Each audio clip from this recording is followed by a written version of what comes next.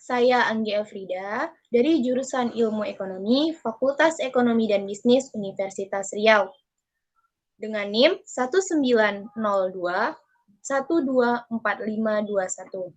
Pada video ini, saya akan sedikit menjelaskan tentang mazhab historis, yaitu penerapan teori Rostow pada pelaksanaan pembangunan di Indonesia. Sebelumnya, saya akan menjelaskan sedikit tentang mazhab historis. Mazhab historismus dikenal dengan mazhab historis, dan menganggap dengan pendekatan ini, maka setiap kebijakan yang dihasilkan didasarkan pada realitas di dunia nyata yang dialami Jerman pada waktu itu. Latar belakang munculnya mazhab historis ini ada 3. Yang pertama yaitu mazhab historis berpendapat bahwa kaum klasik adalah mekanis. Yang kedua, mereka beranggapan harus ada suatu metode induktif. Dan yang ketiga, mereka mengkritisi pemikiran para ekonom klasik karena sempitnya pendekatan atau approach terhadap kehidupan ekonomi yang didasarkan atas suatu psikologi hedonistik. Selain Rostow tadi, ada tokoh-tokoh lain dalam mazhab historismus. Yang pertama, ada Friedrich List, yang kedua ada Bruno Hildebrand, yang ketiga Kurt Bucer, dan yang keempat tentunya Rostow. Pada video ini, saya akan berfokus pada Rostow. Nah, Rostow ini menjelaskan bahwa ada tahapan-tahapan pertumbuhan ekonomi dalam sejarah ekonomi modern. Dia beranggapan ada 5 tahapan dalam pertumbuhan ekonomi ini, yaitu yang pertama adalah tahapan masyarakat tradisional, yang kedua adalah tahapan prasyarat tinggal landas, yang ketiga adalah tahapan tinggal landas, yang keempat tahapan dorongan menuju kedewasaan, dan yang kelima adalah tahapan konsumsi tinggi. Kita akan bahas satu persatu. Yang pertama yaitu tahapan masyarakat tradisional. Pada tahapan masyarakat tradisional ini, ada beberapa karakteristik yang menandakan bahwa pada masa itu adalah masa masyarakat tahapan tradisional menurut Rostow, yaitu yang pertama, pertanian padat tenaga kerja. Maksudnya adalah, pada masa itu, sektor pertanian memiliki sangat banyak tenaga kerja. Lalu yang kedua, hasil-hasil dari pertanian tersebut belum mereka perdagangkan. Mereka masih mengandalkan sistem barter. Dan yang terakhir adalah, masyarakat pada masa ini, mereka belum mengenal namanya ilmu pengetahuan. Lalu yang kedua adalah tahapan prasyarat tinggal landas. Pada tahapan ini, mulai ada didirikannya industri pertambangan. Lalu, tabungan dan investasi mulai meningkat. Yang ketiga adalah tahapan tinggal landas. Nah, pada tahapan ini, industrialisasi meningkat dan inovasi teknologi mulai ada. Dan yang keempat adalah tahapan menuju kedewasaan. Nah, pada tahap ini, beberapa karakteristiknya yaitu penggunaan teknologi mulai meluas dan pembangunan mulai ada untuk sektor baru. Dan yang terakhir adalah tahap konsumsi tinggi. Nah, pada tahap ini, proporsi ketenagakerjaan yang tinggi adalah di bidang jasa. Lalu, mulai ada peningkatannya atas belanja-belanja jasa kemakmuran. Selanjutnya, lalu apa penerapan dari teori Rostow ini di Indonesia ya?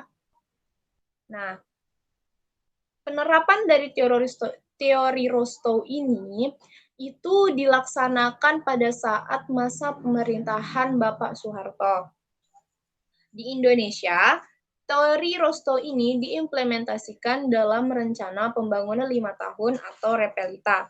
Dan hasilnya, Indonesia mampu keluar dari inflasi serta pertumbuhan ekonomi yang cukup tinggi, yaitu sekitar 7% per tahun. Namun, pertumbuhan yang tinggi tersebut justru menyebabkan kesenjangan sosial.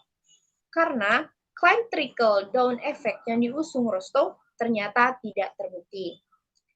Nah, Repelita ini gagal yaitu pada saat masa tinggal landas. Lalu,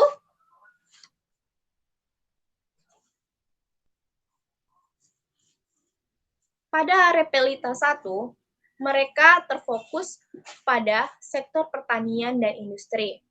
Nah, Repelita 1 ini pada tahun 1969 sampai 1974 ini masih bisa dikatakan bahwa masih berada pada tahap prasyarat tinggal landas. Karena mereka masih memprioritaskan pada sektor pertanian dan industri. Lalu Pelita 2 pada tahun 1974 sampai 1979 itu sudah masuk ke tahap tinggal landas. Kenapa demikian? Karena pada Pelita 2 ini pemerintah memprioritaskan pembangunan ekonomi dengan menitik beratkan pada sektor pertanian dan meningkatkan industri yang mengolah bahan mentah menjadi bahan baku. Untuk Pelita 3, Pelita 4, dan Pelita 5 ini juga masuk ke tahap tinggal landas. Nah, untuk Pelita 3 ini prioritasnya adalah pembangunan ekonomi dengan titik berat sektor pertanian menuju swasembada pangan dengan menitik beratkan meningkatkan sektor industri bahan baku menjadi bahan jadi. Lalu yang untuk Pelita 4, pemerintah memprioritaskan pembangunan ekonomi dengan titik berat pada sektor pertanian dengan memantapkan swasembada pangan dengan meningkatkan sektor industri yang menghasilkan mesin-mesin berat dan ringan, lalu pembangunan bidang politik, sosial budaya, pertahanan, dan keamanan. Lalu untuk Pelita 5, prioritasnya adalah pembangunan ekonomi dengan titik berat pada sektor pertanian untuk memantapkan swasembada pangan dengan meningkatkan produksi pertanian serta industri yang menghasilkan barang ekspor, menyerap tenaga kerja, pengolahan hasil pertanian, dan menghasilkan mesin-mesin industri. Namun sayangnya, pada 21 Mei 1998, Indonesia mengalami krisis moneter yang membuat Soeharto lengser. Indonesia belum sempat tinggal landas, malah kemudian meninggalkan landasannya hingga lupa pijakan. Ekonominya rapuh dan mudah hancur.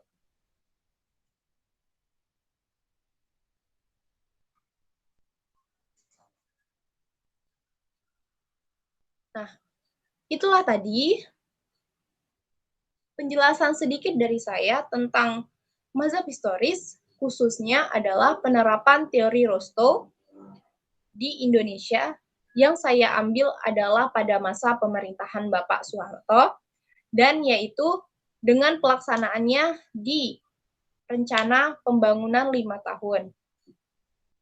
Atas perhatian dari teman-teman semua, saya ucapkan terima kasih. Assalamualaikum warahmatullahi wabarakatuh. Dadah.